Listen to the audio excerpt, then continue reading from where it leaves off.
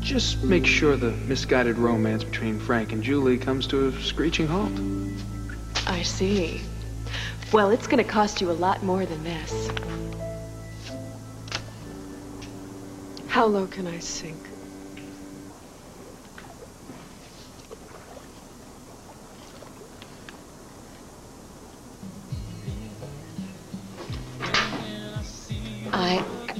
I can't do this. Look, I'm sorry if I came on too strong. It's just, I've wanted to kiss you for so long.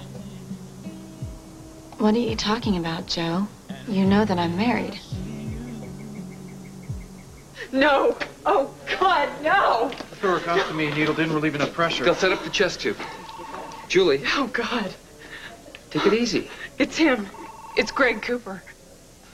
Are you sure that you can deal with this? I'm fine. He doesn't have a gun.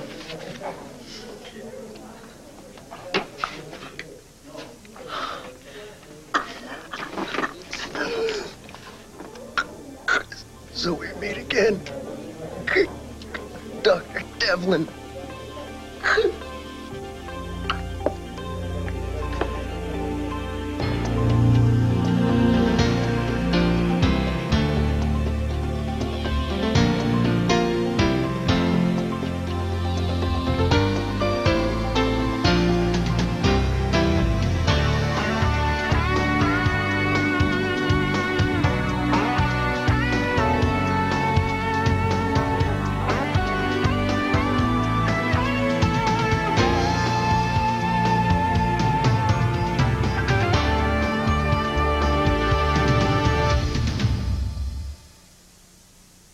What did you call her? I can handle it. You must have me confused with someone else. I'm Dr. Morris. Sure you are. He's a little disoriented, but at least he's able to speak. Lucky us, I just heard. What happened? Cops said they were transferring him from the PC jail. Suddenly Cooper had a major seizure in the back seat. The cop who was driving turned around to see what was going on. He lost control of the car, hit an embankment. So the cop who was driving is in pretty bad shape. The cop who was in the back seat with Cooper, he wasn't even hurt.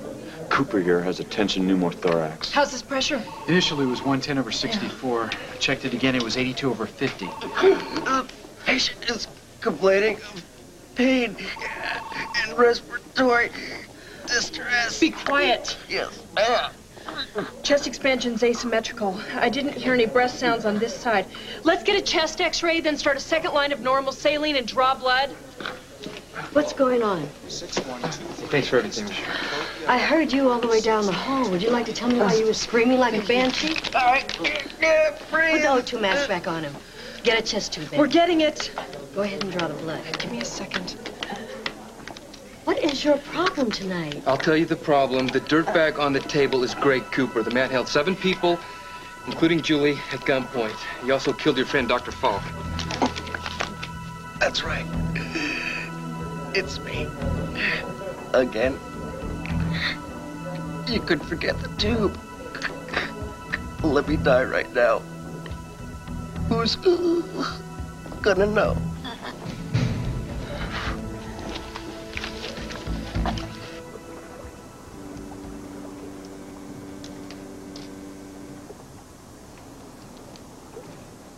Hey, I wouldn't flash all that money around here if I was you.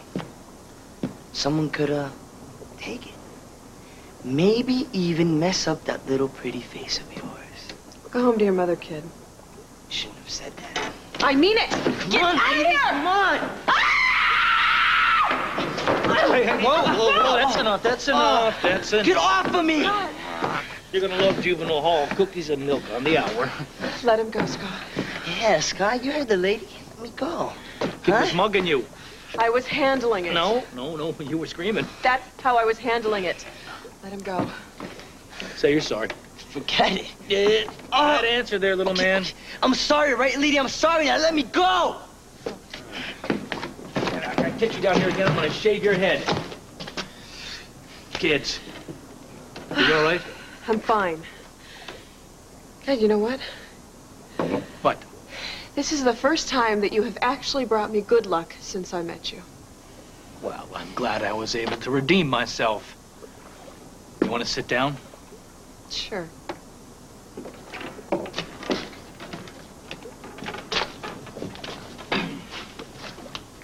Let me ask you something. What? Why didn't you just give that kid the money? Why should I? Well, you might have had a knife or a gun or a big comb. Not the type. Don't you watch the news? Well, if he was the type and did have a knife or a gun, then I would have negotiated. Oh. So this is a surprise.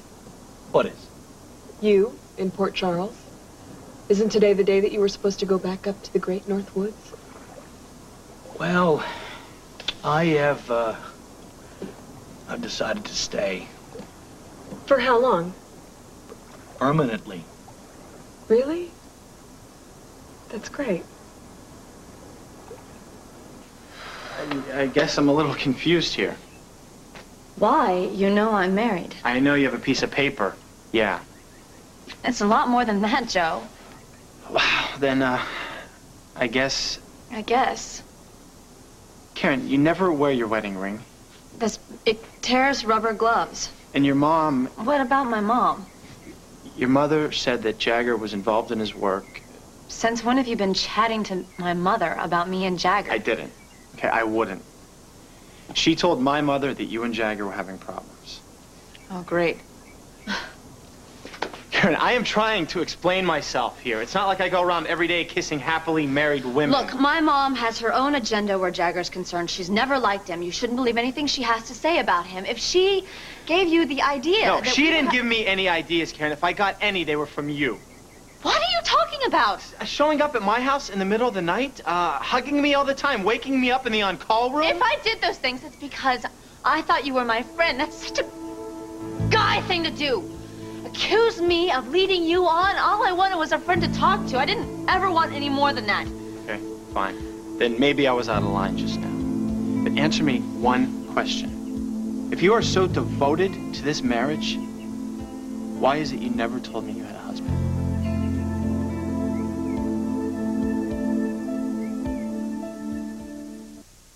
I wasn't holding out on you, if that's what you mean. You weren't exactly sharing information with me either. Well, I was distracted by a few minor incidents, Joe, like being held hostage. And your hearing. Audrey Heidi's surgery, my father's accident. Besides, you said that you knew about Jagger already. Yeah, I did. But I knew because of him, not because of you. Is that such a crime? Would have made things clearer. Maybe I wasn't ready to share the intimate details of my life.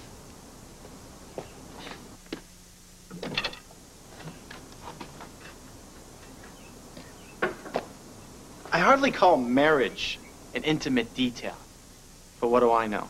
I mean, I thought in a marriage the husband was supposed to be there for the wife when she needed him. It's pretty stupid, huh? Jagger's having a lot of problems. His work is very important to him. Karen, the guy is in San Francisco. You just signed a year lease here in Port Charles. What kind of marriage is that? It's the only one that we can have right now. Well, it doesn't sound like a hell of a lot to me. Well, thanks for sharing. You have no idea. You have no idea what our plans are. You don't know that he's not going to come back here and share this place with me. And it's none of your business anyway. Okay, fine. Then it's none of my business. So when you deliver your first baby, or you're scared to death, or your father is leaving town, why don't you call Jagger and wake him up in the middle of the night? No, that's not fair. And tell him everything. Save your intimate details for him.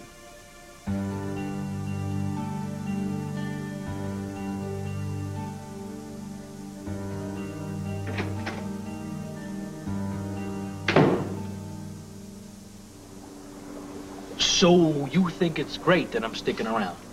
No, I didn't say great.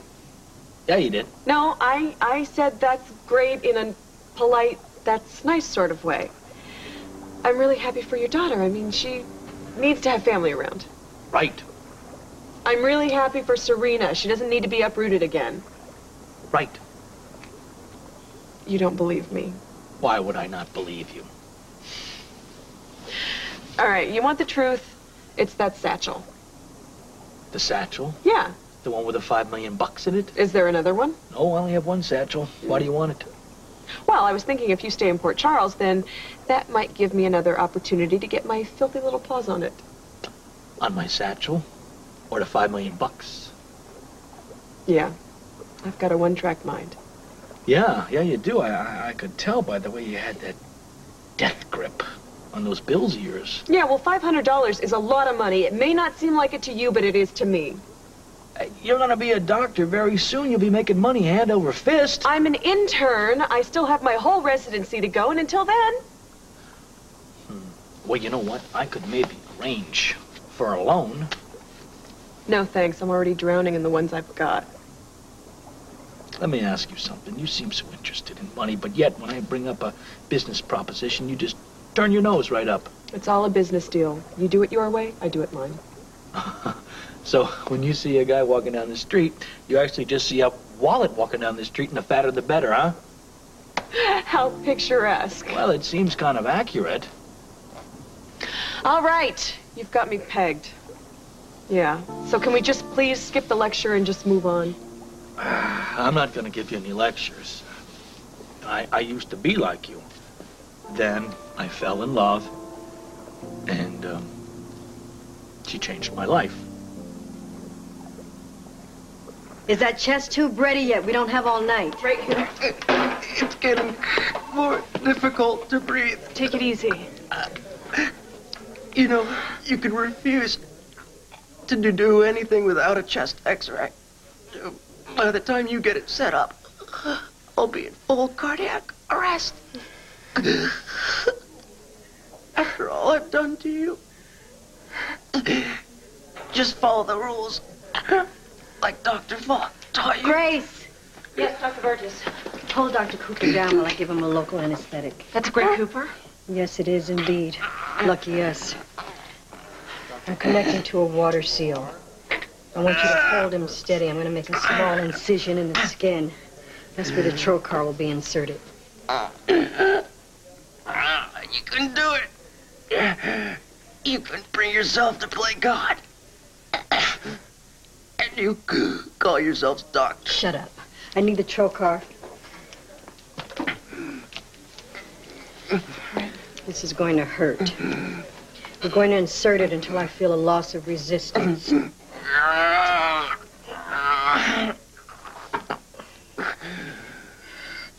You should be able to breathe in just a minute.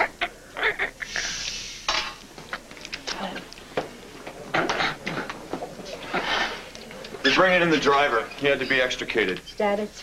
Full arrest. You know the odds on that one. Grace, come with me. Suture the tube nice and tight and put on an occlusive dressing. Then do a repeat chest x-ray. Got it. And call in a pulmonary consult. Right. That's better.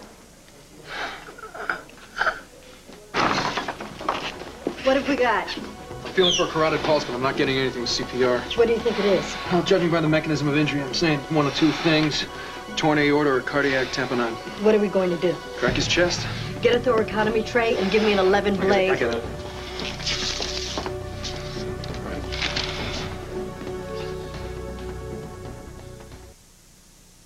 So tell me about this woman who changed your life. Her name was Dominique. Was. Oh, the romance fizzled. No, she died. Oh. I'm sorry, I didn't know. It's okay. I wouldn't have said anything if I... Well, you know, that's why I was out walking around here, because if I'm going to stay in Port Charles, it's going to be without her. And the time I was with her was here. Every street, every place has some kind of memory. Losing her must have been terrible for you. It was the worst thing that ever happened to me. She, you know, really changed my whole life. The way I look at things, I mean, everything. I was really very much in love with her. And she also gave me this great daughter, you know, and she's taught me quite a bit too. And I think I almost lost her. Do you really think it's worth it? Loving someone so much? Yeah, see, of course it is. But I mean, look at the pain that it's caused you. I feel sorry for anybody that never had what I had. You know, I mean, why else are we really here? Let me ask you something. How did you know when you first met Dominique that she wanted you for you and not for your money? Well, that's easy. Why? She had all the money. So this woman just happened to be filthy rich. She was an heiress. And you two had a storybook romance. Well, no. Listen, the romance actually started in Las Vegas. We got kind of... Anyway, we woke up and we were married. Okay, and money is not what motivates you. Boy, oh boy, are you cynical. Somebody must have really, really hurt you.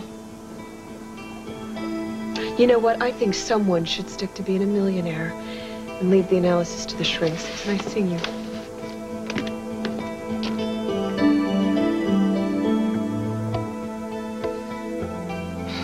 Hi, Jagger, it's me. Give me a call when you get in. I hate this. I hate talking to you on this stupid machine. I have so much to tell you. I got a new place, and it's really cute. It's small, but it's sunny. Really sunny and pretty, and there's this great patio outside with this garden. We can finally have a garden. I really wish you could see it. I think it would make you change your mind. I think my ship has sailed on the San Francisco internship. I've signed a one-year lease, and I'm pretty much committed to being here now. I really miss you. I don't know if I did the right thing or not. You and I, we used to decide things like that together. I really hate that you are so far away. I really miss you. Please come home. I know that's silly for me to ask you that. But I'm really scared. What if something happens? Actually, something did happen tonight, and I have to tell you about it, but I don't want to tell you on the stupid machine, so please give me a call, okay? I need you a lot, okay?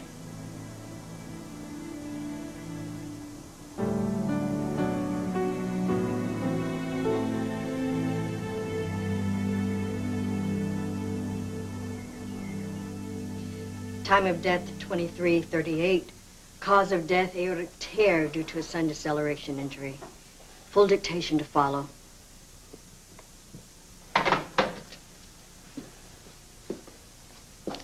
Just spoke to the guy's partner. Like 3 kids. Looks like Dr. Cooper just claimed his second victim.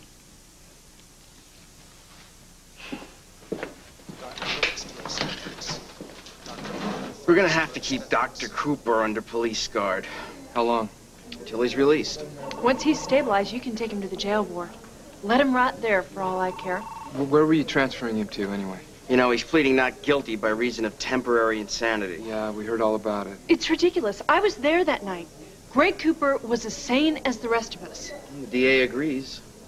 Who are you? The guy in the back with this Dr. Cooper. We were transferring him for an appearance with a panel of shrinks that are working with the DA's office when he had his seizure or whatever. My partner turns around to see what the hell's going on, and, well, you know the rest. He faked the seizure. Doesn't everyone see that? He couldn't face those psychologists because they'd realize he was lying. He caused that accident. I mean, he's trying to get away with murder. Schedule Dr. Cooper for a CAT scan. I want a full neurological workup. Why? Nothing's going to turn up. Excuse me. Are you arguing with me? You can play into his little plan if you want to. Not me. I'm finished. Hey, Julie. So what's going on? I heard Cooper was brought in? Yeah, I'll tell you about it in a minute. Hey, Julie, wait up. Dr. Burgess. See that Dr. Cooper gets a CAT scan. Right, and a loading dose of phenytoin, right? We're not going to start Dr. Cooper on medication until we know whether or not he really had a seizure.